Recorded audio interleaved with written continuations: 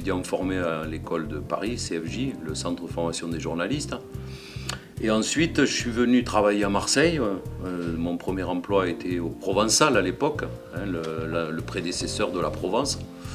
Et puis ensuite, je suis parti très près d'ici, à Nîmes, en Languedoc-Roussillon, où j'ai travaillé dans un hebdo qui s'appelait Sud à l'époque, qui était un hebdo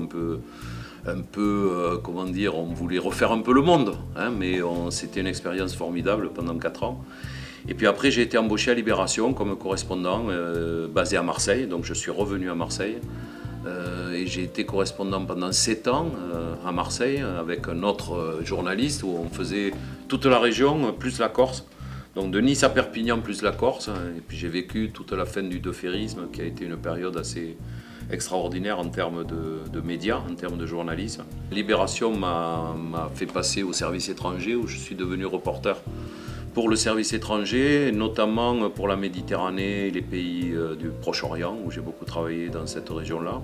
En 1995, je suis devenu journaliste indépendant et je me suis essentiellement consacré au reportage, au magazine, notamment le magazine Géo, dont j'ai été un collaborateur régulier pendant plus de 10 ans.